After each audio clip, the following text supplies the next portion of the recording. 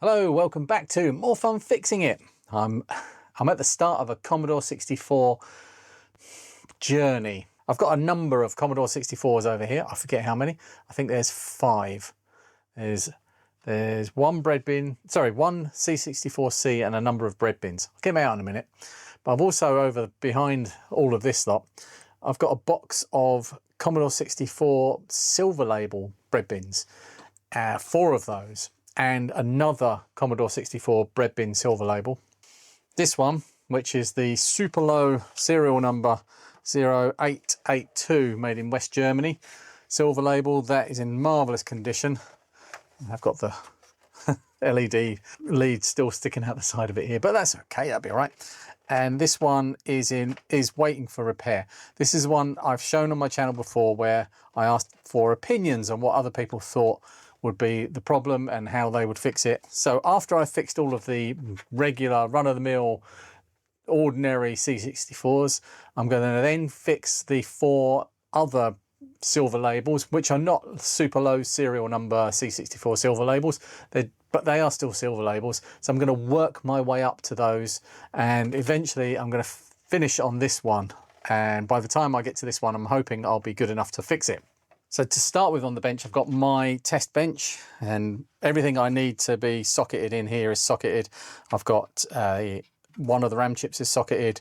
These multiplexers are socketed. I'll probably end up socketing these logic chips when I come across a machine that's faulty and I need to test them. But logic chips aren't so difficult to test outside of the C64. You can use something like a TL866 or a T48 programmer to check logic chips. It's not an infallible way of checking logic chips, but it does work. Obviously got the SID and the PAL and the VIC2 are socketed. There's one of the timing chips in here is socketed on this 250-407 revision board. So I've got everything I need to actually diagnose by swapping chips. But I've also got lots of other tools. I've got oscilloscopes, multimeters, and test cartridges.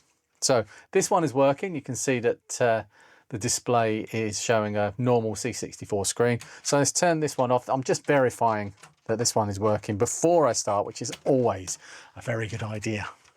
So we've got 1, 2, 3, 4, and this really disgusting one, 5.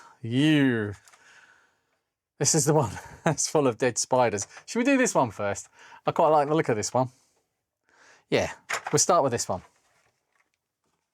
Let's get these off the bench with some whooshy sound effects. Might have bitten off more than I could chew with this one. I seem to remember it was quite rusty inside. So I've already taken it apart. You would have seen this if you follow my channel in a recent triage episode where I triaged all of these C64s and gave them a quick first look, plugged them in, tried to diagnose quickly what was wrong. So the best guess on this one is really dead spiders. It's full of, well, it was full of dead spiders. I don't know where they've all gone. Okay, that's going to keep me awake at night. There's one of them there. Let's get this out of the case. See how many more spiders are living underneath it. All right, there's only 2 screws.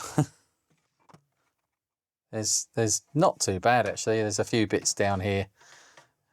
That's not too bad. I've seen a lot worse. I've got a lot worse, actually, in this workshop. On the back side, oh, it's right. Okay, so this area here looks like it's been water damaged. So that is all around this area. So we're looking at the SID and the PLA. Before I turn this one on this time, I'm going to take this SID out. And you can always tell, I know some people have a way of telling which way around, because the SID and the PLA can be swapped. The PLA can be on a 250-407, for instance. This is a 250-425. The PLA can be here and the SID can be here, but I always tell by these 2 little capacitors right here. They're always next to the SID. So we'll put that to one side. We have still got quite a lot of spider debris in here. Yeah, I think this is probably just voltages maybe, or could be is the fuse bad? Let's check for fuse first. Right, so multimeters on continuity mode with the beep enabled. And we have a good fuse. So I'm going to put that on voltage now, and let's plug this in, see what blows up. Right, first of all, what do we get on the display? We get a white line on the left-hand side, which is a good sign. That means we've got video sync over here, so the VIC and this chip and the crystal and everything are probably okay. And yep, 5 volts coming out the 7805, and the 12 volt is there, and 5. Oh, am I on the wrong one? And that should be, that's what, probably just a extraordinarily crusty edge connector.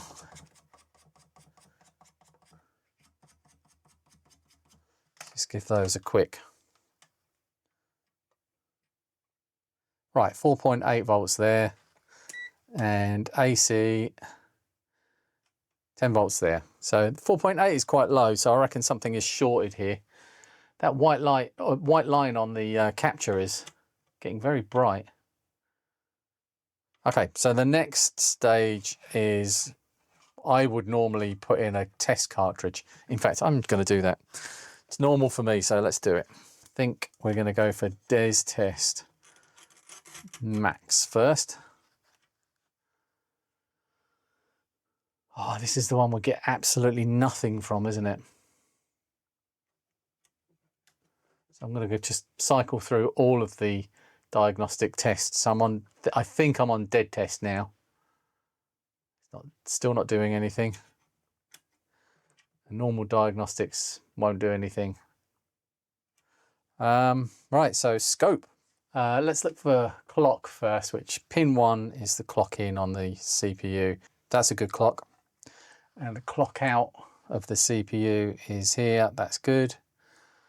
And the next thing to check is the reset line. So it's a bit quick, but I still think that's okay. Now what? This one is much more tricky. I'm pretty sure I already reseated the VIC2 in the previous video, so I don't want to be touching that because that socket is not very good. The most likely thing here is it's the PLA. A good way of testing that is the ROMs, seeing if the chip select lines are working, or the chip selects are working on the ROMs, which I think is pin 20, but I'm going to just check that. Okay, so I've looked it up, and all 3 ROMs have the same pin out basically for the chip select, which is pin 20. Oh, there is something on there now. There was nothing on there a second ago. So this is the character ROM, which is getting selected. This is the kernel ROM, which should be getting selected a lot. And that's just high. And this is the basic ROM, which should get selected in a burst at the start and then stop. But what's worrying me here is that the character ROM is getting selected, and in a normal way it looks like that could be a true chip select for the character ROM, and I was hoping that all 3 of them would be high and that the PLA would then therefore be the main culprit here, and it still is. It's a MOS PLA, but one of them is, well, it could just be that one of them is naturally, you know, selected because by default, or I don't know. All of the pins on this ROM, on the PLA, are high. Okay, that looks like a clock. Yeah, there's no activity. It's just everything's high. On this side, there's only this pin here. That's that same signal, isn't it? Yeah, that's that same signal. That's going to be the character ROM. And there's another clock. That's a data line, I think. So that's low, that's probably ground. High, high, high, high. Yeah, I'm not sure I've ever seen a more suspect looking PLA. Would you like to see, just for comparison, just to show you what a normal PLA looks like as a learning experience for all of us? Working C64. And the PLA is up here on this one. But let's go to the chip select lines on the ROMs first. There's not much battery left in my scope. So that's that's the character ROM. It's very, very busy. And that is the kernel ROM, which is also very, very busy. And this is the basic ROM, which you see looks high. But if I turn the computer off, if I hold the probe on there, turn the computer off, you see, ooh. All right, and yeah, there's a burst as basic is initialized there, and then it stops because it's not doing anything. It's not being accessed. That's more normal. Oh, let's have a look at the actual PLA as well. Just show you that this is more normal activity done. Everything along this side was high on the other one. And that's, to be fair, there's a lot that is just high, but there's that clock. Oh yeah, it's not very different, is it? There's a bit more activity there and there. This will be the chip select lines down there, I think. And there's some more data lines up here. There's a lot more activity on this chip than the other one. But then again, it's a working system, and you would expect there would be more activity. Maybe because the PLA is not working, or because something else is not working on the other one. That's why there's no activity on the PLA. It's really difficult to tell. One more test. This video is sponsored by PCBWay. Now, if you're looking to get some boards made this month, PCBWay have a couple of nice promos on the go. First up, Purple Solder Mask is completely free for the whole of September.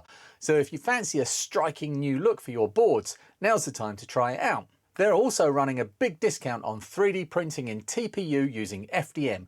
You'll get 36% off as standard, and the bigger your print, the bigger the discount. All the way up to 80% off. I'll drop a link in the description if you want to check that out. And while you're over on their site, take a look at PCBWay's 8th project design contest. If you've got something you've been working on, it's a great chance to share it with the community and maybe even win a prize. So whether it's PCBs, 3D printing, CNC or assembly, head over to PCBWay using the link below and take advantage of those September offers. One more thing I want to try. We know we've got good voltages, we know we've got clock, we know we've got reset, we've got slightly suspect looking PLA. Oh, what about temperatures? Okay, so all of the RAM looks okay. That's all the RAM down there. Normal temperatures. And this is, I think that's the color RAM. Yep, which is often a bit more toasty than the chips around it. The PLA is now up to 49.1 and climbing, 49.9, 50.2, 50.4. It's climbing quite rapidly. The CPU is also up near 50 and just about to breach 50 degrees. The ROMs look 41. Yeah, 40 and 41 for these two ROMs. So it could be these and not the PLA. And the CIAs look okay. But it could just, at this stage, it could be anything. Oh, and the VIC2 is the toastiest at 54. Very closely followed by the PLA. Nothing else. Ooh. Oh, it's bridge rectifier. Nothing else looks out of the ordinary. I think at this stage, I'm probably more inclined just to whip the PLA out and test it in my machine. And having seen how, I think the CPU's okay. I think it is. It's just the major suspect, but we could end up pulling loads of chips out of this. But for now, I think the easy win, without going too deep into the schematics, the easy win is going to be the PLA. It's just the most likely thing. So what I'm going to do is reflow all of the solder joints on the PLA, which is here. I like to mark these things so that I have less chance of desoldering the wrong thing. Reflow all of the pins. They're very, very short, the pins on these. It's not good. And desolder it using the desoldering gun. And the desoldering gun I'm going to use is this thing. Gauzy S993A, which is a kind of a cross between a Hakko FR301 and a ZD915. For you desoldering gun aficionados. And I bought this so I'm making a video about the differences between the ZD915, which I've now got back, and the FR301 and this. You'll see that as a main channel video in the future, but I need to use it, and that's what we're doing today.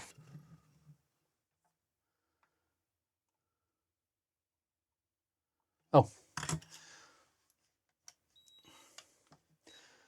my soldering iron wasn't switched on, but what I love about this Sugon A9 is how quick it heats up. So it is now heated. It's so fast.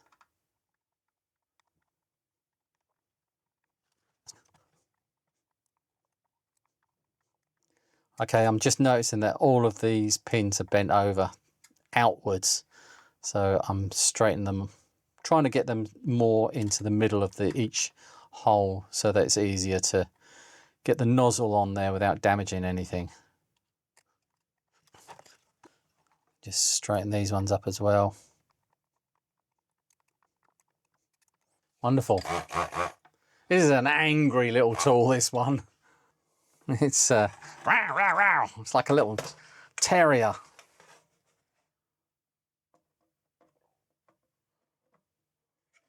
I wonder if that's blocked. No, no blockage.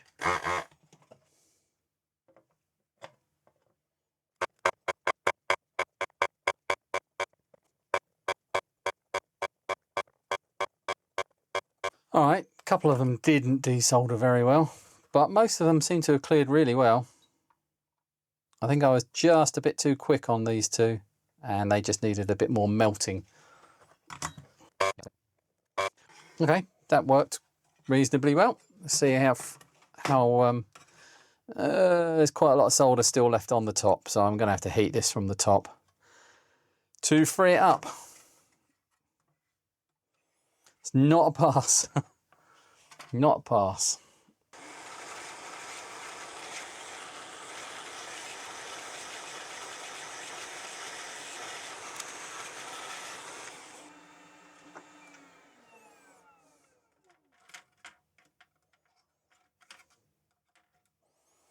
Hot chip.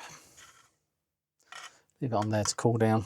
That took some getting out, actually. There's still quite a lot of solder left on top, especially that point there. It didn't look like it desoldered at all. But no damage. Using hot air really does mitigate all of the risks of pulling a chip out. If you, as long as you're careful and don't rush it, and make sure that it's moving before you start levering. But let's get the other one. Okay, so working C64, but we will just check it again, just in case.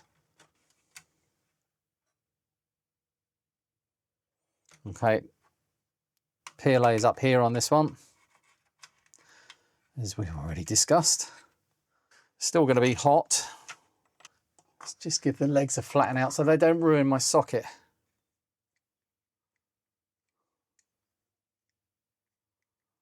Not very long legs on this, but these sockets tend to work quite well with these chips that aren't well endowed in the leg department. It doesn't want to go in. There we go. What does that do? How typical is that? Working perfectly. Okay, we better tick it. It's very disappointing. Okay, this is going to be a challenge, this one. I can feel it. This one is going to make us work.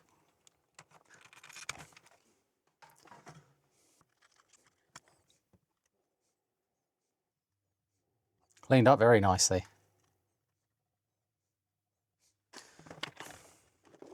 PLA sockets. And I know on a previous video I did put a known good working chip back in a board without a socket. But this is a PLA. This is a MOS PLA and it's going to break. Maybe not today, probably tomorrow.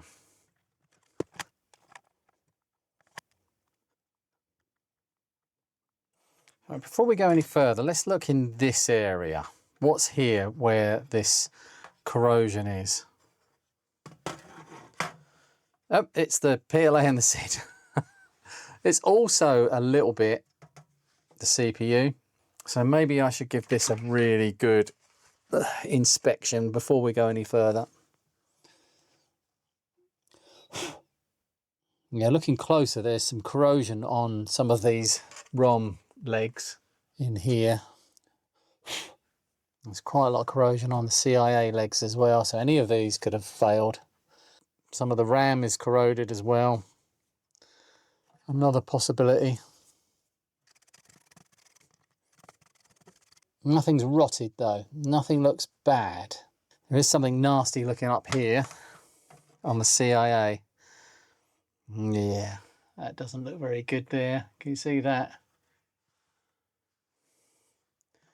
Just in here is some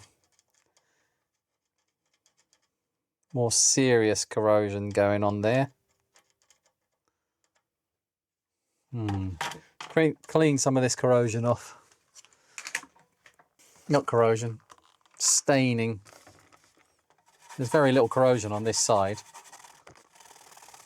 The only thing I can see that's wrong as such is that CIA pin. So I think I'm happy with the board's condition as it is.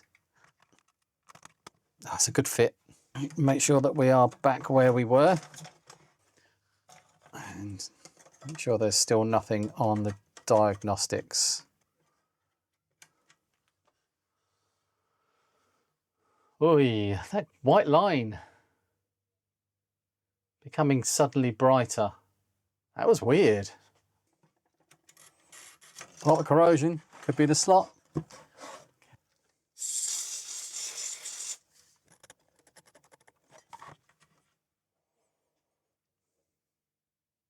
very bright light again. I don't remember if we had an LED on the diagnostics cartridge. Okay, let's scope the CPU and see where we are after that. Okay, starting on the pin 1. Keep these on my wall, but I want this down here where I can see it. Turn it on. Pin 1 is the clocking. Pin 2 is ready, and IRQ is the same. NMI, AEC, VCC, and then we got address line 0. Hang on, address line 0, 1, 2, 3. 3 looks a bit funky. 4. So there's 4. 5, 6. That looks more normal. 7, 8. 8, which doesn't look good at all. 9, 10. That's normal. 11, 12, 13. And then we've got ground, address line 14, 15, and then P5, P4, P3, P2, P1, P0, all high. And then data line 7, 6, 5, 4, 3. Oh, 3 doesn't look. Yeah, 3 looks a bit rough. 2, so does 2.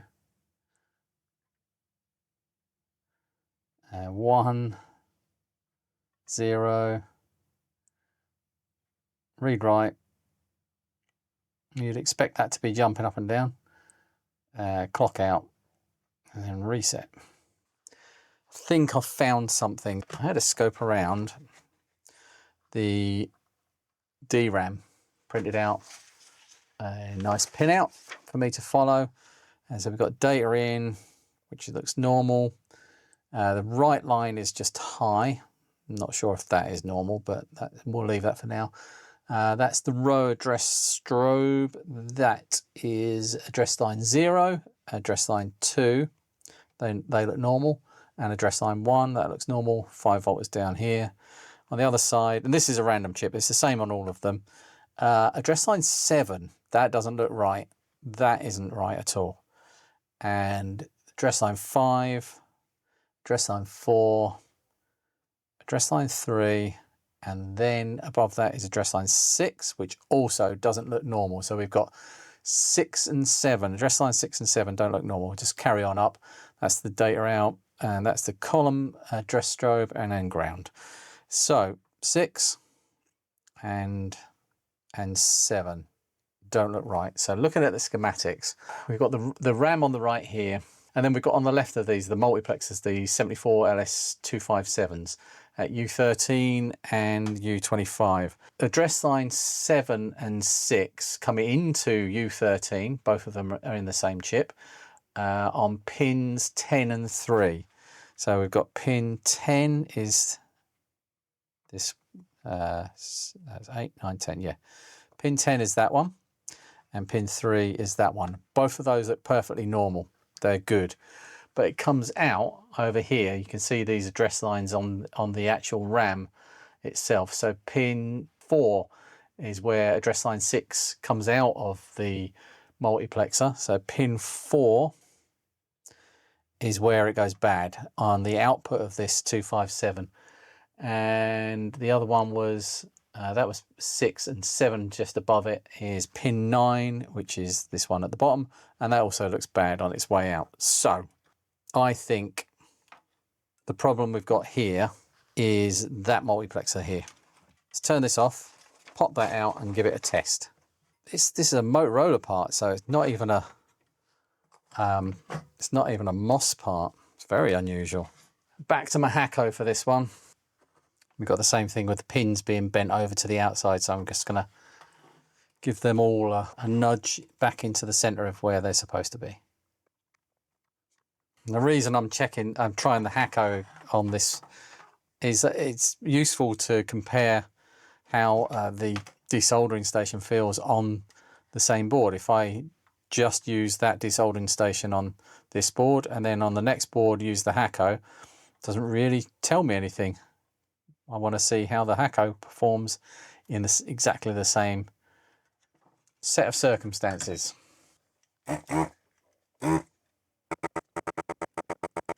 That went much better. It's a smaller chip, but still went much better. And most of the solder is gone from the top. There is still some on that side. I'm actually going to have to heat this and cover this resistor pack. Resistor packs don't like getting hot. Never mind the fact that it will melt. It'll actually stop it being a resistor pack if it gets too hot. There we go. Give myself a little bit of room. It's a smaller chip, so it should come out easier anyway. It's already moving.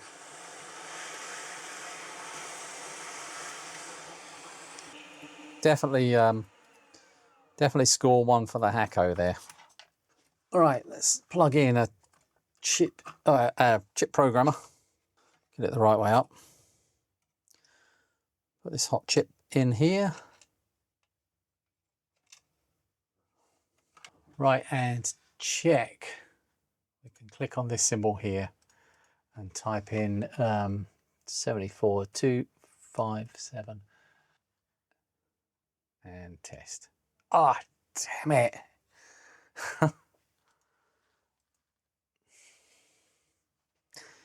How can it not be that chip? Unless the RAM, something on the RAM is pulling those address lines down.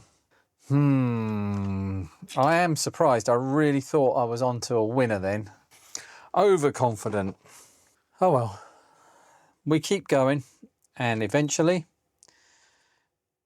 one of us will give up. It ain't gonna be me. I've put some silver Sharpie on here because that was just the closest Sharpie I had. And it looks like I've taken the solder mask off, but I haven't. And silver Sharpie doesn't come off as easy as black Sharpie.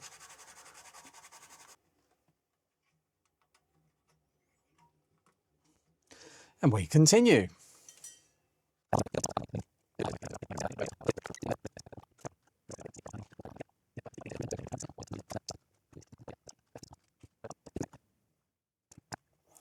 I think one of these RAM chips is pulling down that address, or those two address lines. And I can't see which one it is. So I'm not going to start randomly pulling chips yet because I haven't done my due diligence.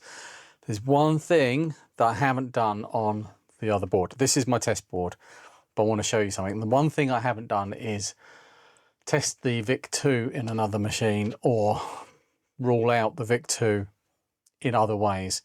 Right, so the problem that I'm looking at here is that the address lines 6 and 7, which appear on these multiplexers on U13, I've already ruled out U13. I can't rule out the memory yet. But there is one place where they only appear by themselves without the other address lines. And that is on VIC-2, on pins 30 and 31. So 49, 8, 7, 6, 5, 4, 3, 2, 1. And that looks reasonably normal. And 30. Possibly normal, not sure. These half signals here could be indicating something, possibly the VIC-2 still. Anyway, they don't just appear on the VIC-2. So the rest of the address lines that are coming out of the RAM here, so this is address line 3, this is address line 2, this is address line 1, this is address line 0, and there's 4, and there's 5, go straight through. They go into these logic chips here, and into this U26 here. They split down, but A6 and A7 don't go straight through to the memory. There is something sitting in between the VIC-2. So again, this is the problem, because I'm finding the fault on the memory side, specifically on this side of the memory, but not on the other side as it comes out. So A6 and A7 go around and they go to U26, which is this long boy down here. 3 and 18, it's a 20 pin chip, so 3, it's got that same signal on there, and 18, it's on the opposite side. Similarly ropey looking. The rest of them don't look like that. And that doesn't look good either. But so that's a suspect. But I think the thing to do is to actually isolate either address line 6 or 7 from the memory. Take the memory out of the equation so that I can rule it out. And there's one clever, simple way of doing that. And he hasn't worked on many C64s before, but he's going to help me with this one. And that's Happy Little Diodes Jim, who does this trick on ZX Spectrums when he has a bad address line or something that he needs to isolate off of the bus, he actually desolders the pin and makes sure it's not touching the board. So I'm going to try that. I'm going to find whichever pin it is on here. We'll try address line 6, and which is pin 13. No, we're going to do 7 because it's in the corner of each one and I won't get confused. So I'm going to desolder each one, and I'm going to try and remove all the solder around it and then maneuver the pin so that it sits in the hole without making any contact. Wish me luck. Right, that's disconnected. How does, what is it we're after? A7, look now. Okay, not that one then.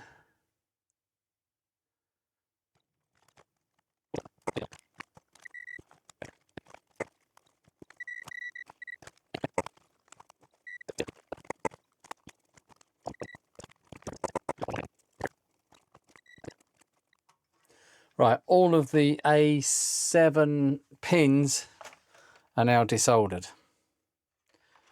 What's this going to tell us? That the problem is still there.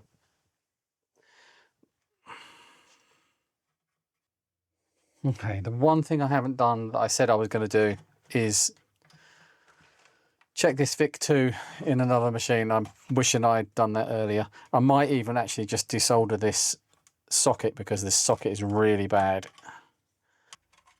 I think when I took this out of the other machine, all I did in the triage episode, the only thing I did was clean the socket. Oh, the VIC2's working. That's good. That's a good thing. I mean, it would have been an easy fix, but you never want to see a VIC2 dead because they're not easily and cheaply replaced, and it kind of would destroy the value of the machine. Doesn't rule out the socket.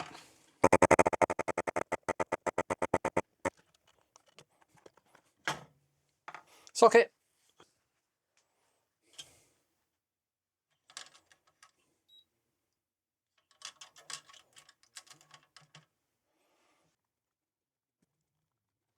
Here we go. Don't think that's going to make a big difference, but you never know. It's worth making sure. Oh, that feels much better than the last one. Right, what do we get now? Still that weird white line. I think I'm going to sleep on this one. It's getting a bit late here. And I find that if I just keep going with these things, it doesn't always end up the way I want it to. So I'm looking for a revelation overnight. But at this point, it could be absolutely anything. I am no closer to the truth than I was before I started. Could be the CIAs, could be the ROMs, could be the CPU, could be all of the RAM, could be any of the remaining logic chips, although I'm really reluctant to believe it is because these are usually really reliable. Can't believe it wasn't the PLA. Not sure what to do next, but yeah, I'm going to go and sleep on it. Let's see where we are in the morning. Something may have occurred to me by then. Night. It's the next day. Whilst I had a reasonable night's sleep for a man of my age, I am none the wiser. You can see I've got both my test bench or my test board and the trouble board on the bench, and I've been using my oscilloscope, you can see over here, with 2 probes, and I've been comparing, and basically all of the signals on here, especially on the address bus, but also on the data bus as well, all look really bad. I started chasing down a rabbit hole with A6 and A7 because I found that coming out of this multiplexer was a bad looking signal on A6 and A7, and there's only a couple of places where that appears on the board, which is I think it's U14, which is that one, and U26, and the VIC2, apart from this multiplexer, and then A6 and A7 are on all of the RAM chips. But I then went and looked to check A6 on, so for instance, the CPU. I wonder if I can show you over on this. A6 and A7 are pins 13 and 14 on the CPU. 1, 2, 3, 4, 5, 6, 7, 8, 9, 10, 11, 12, and well, let's look at 12 because 12 is A5. That looks bad. Let's look at 11. That looks bad. I don't know why I didn't look here first. This is actually pin 13 and A6. And that doesn't necessarily look bad, but it shouldn't be pulled high most of the time. And this is A7, which is in a similar predicament. Let's go up to, and then we've got VCC. Right, so we've got address line 0, 1, 2, 3,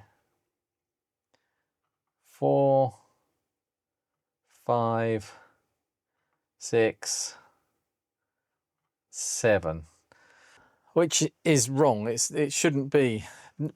Those signals are all really bad. They look terrible. The problem I've got here at this point is that I could just pop out the CPU, and it could be that, but it could also be any of the ROMs and the CIAs as well. And I misspoke earlier when I said that A6 and A7 is only on. I think what I meant was when A6 and A7 only appear on these VIC2 is that's the only place where they're unique, not they're the only place where they appear. They are obviously everywhere else as well. So it could be any of these. It could still be the memory. It could. I don't think it is, because this multiplexer doesn't deal with what is this, U25, doesn't deal with A6 and A7, but then the other ones are bad as well.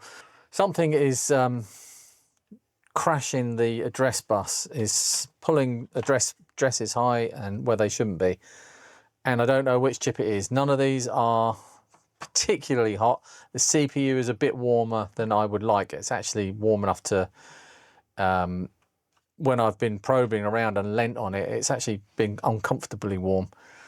So I think the only option I've got at this point is to start pulling chips. I can't see any other option. I've got nothing on diagnostics and nothing that the oscilloscope is telling me is pointing to anything in particular. There's no smoking guns. So this one is going to be parts cannon, much as I hate to do it. And I know some people get a bit sniffy about it, but I'm at a loss at the moment.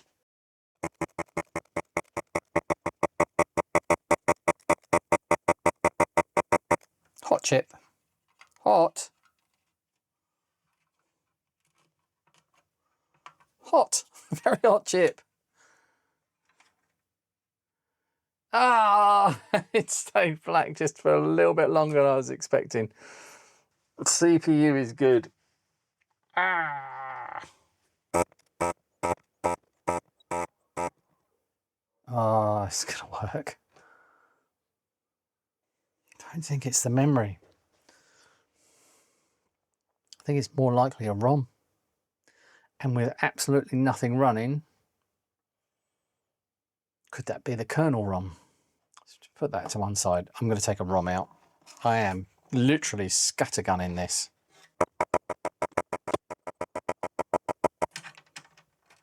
Please don't work.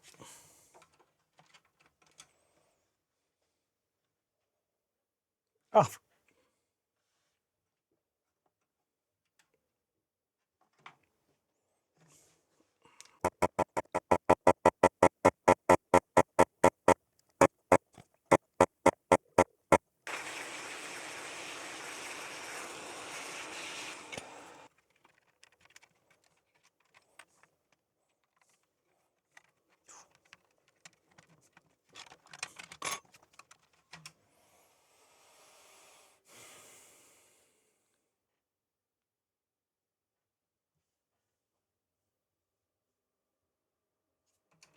It's making me angry now. Where is it? Come here, you. It's actually making me angry. Yeah, no, I think what I'm going to do is turn the cameras off, start pulling chips out. Maybe I might put all the chips back. I don't know. I'm not sure what to do, but I think I need a plan, a way forward, and I don't know what it is. I'll start again. I think that's what I'll do. This isn't my finest hour. I'm at a loss at this stage, and I don't have very many options to continue exploring this. So I can't remember. I think I'd already removed the CPU and maybe the kernel ROM. But as you can see, I've removed all of the custom chips. Have been removed at this point, and all of them test perfect. Not a problem with any of them. I really thought it was going to be the CPU, and then I really thought it was going to be a ROM, then I really thought it was going to be a CIA, but no.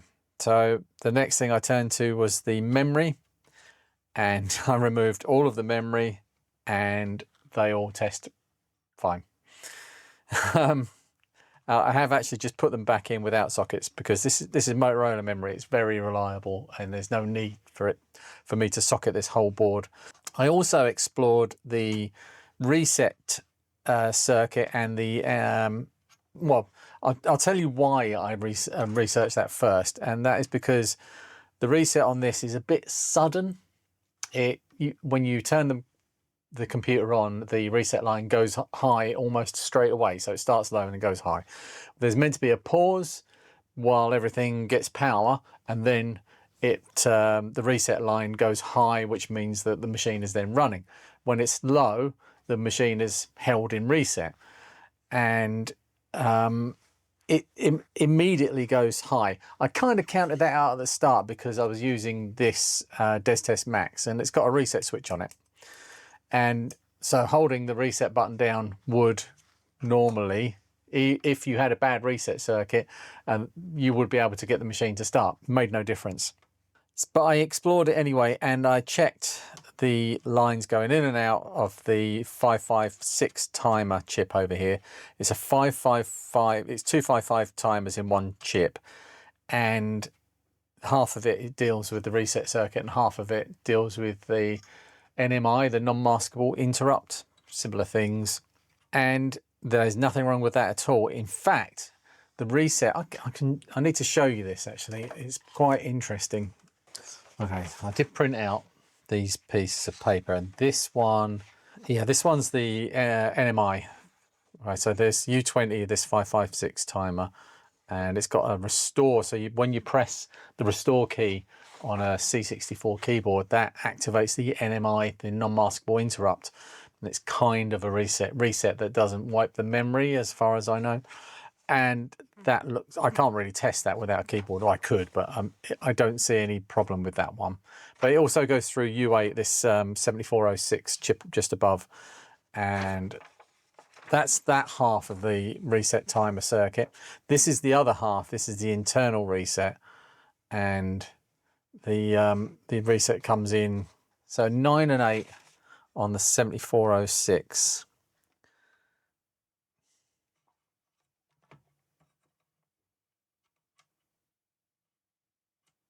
It also goes high straight away. It's going immediately high. Or it should, this is I think this is an inverter, this chip, and it should reflect that pattern. So if I go, all right, it's off, turn it on, it goes high, and then it goes low after a second. So 8 is the output, and that's just going immediately high. And the input is right. That's being generated by that 555 timer. You can see that on pin 9. If I show you, this is pin 9 on that 555 timer. There, that's exactly what it should be doing, but that's the wrong way round. So it goes through this inverter, which should it should, well, you can see it, what it does. This is the input on that inverter. And that does exactly the same thing. They're basically connected. And then the output is pin 8. It's this one. Let's do it. Right, if I turn it off, I'm going to turn it back on now. Just goes immediately high. Could be that. Could be that 7406. Could be. I don't know. Should have paid more attention to the reset circuit right at the start.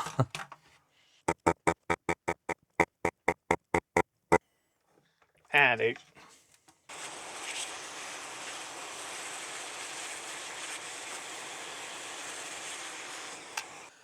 Right, I've just checked it in the chip tester, in the chip programmer, and it came up bad. So I'm gonna pop it in here in U14, in U8, and see if that does the same thing. I'd be amazed if that, well, I'll be educated. Oh my God, that was it.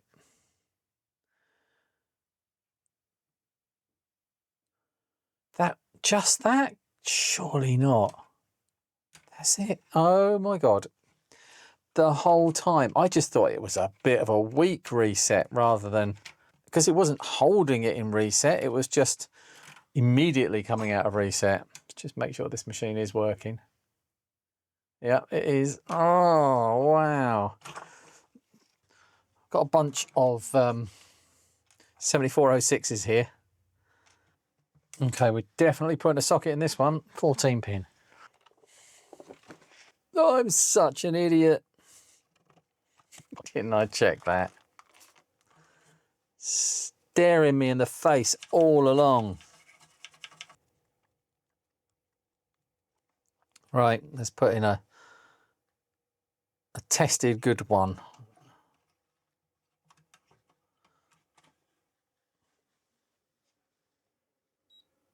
Oh, interesting. That is quite interesting. What's going on there? Wonder if it's just the variable capacitor. But look, we have a working machine. I'm not having a very good day here. So the problem with the image being monochrome, I searched around, I checked for everything that you need to check on these concerning the color generation, which comes from the chrominance, I think, which is part of the VIC2 and this 8701 timer chip and the crystal and the associated components.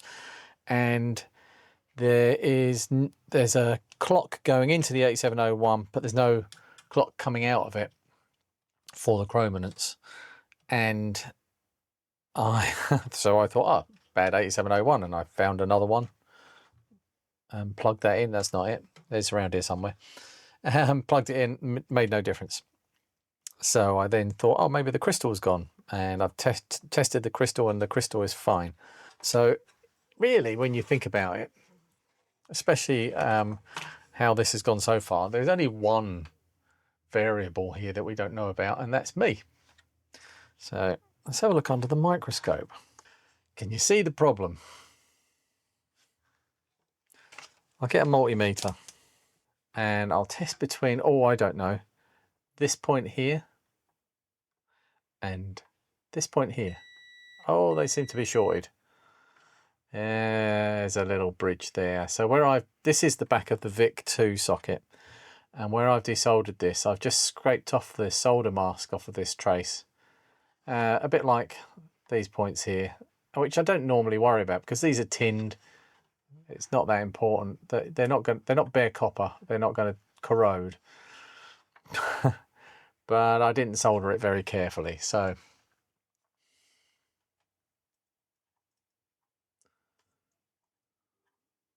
there we go.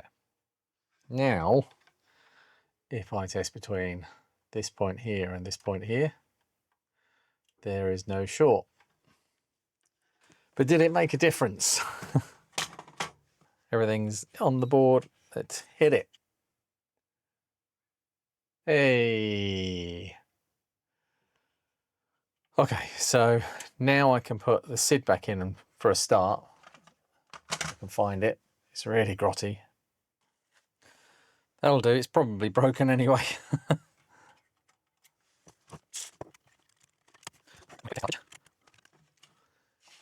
Just want to see if the SID's working.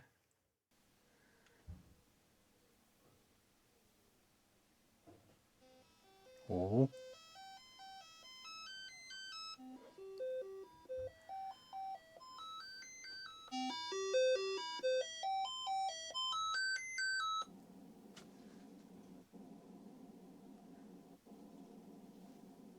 Yes, SID is working.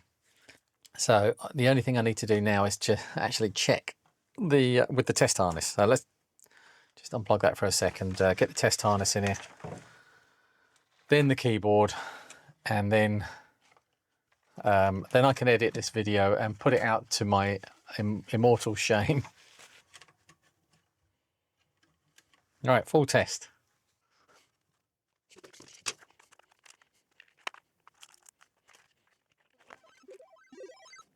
Oh, okay, everything tested good except the keyboard. I put the connector on wrong, put it one pin out.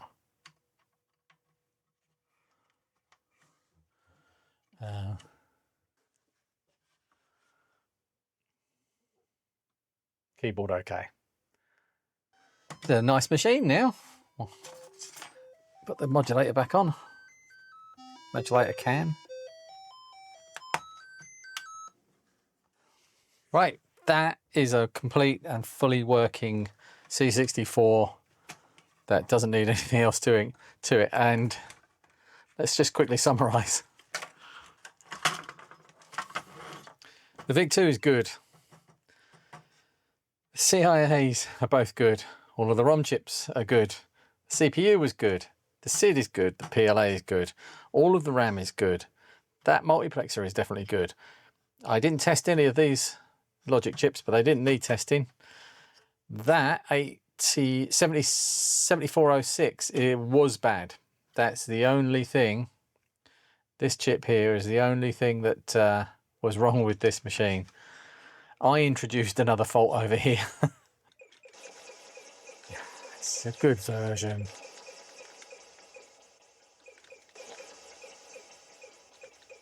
Hey.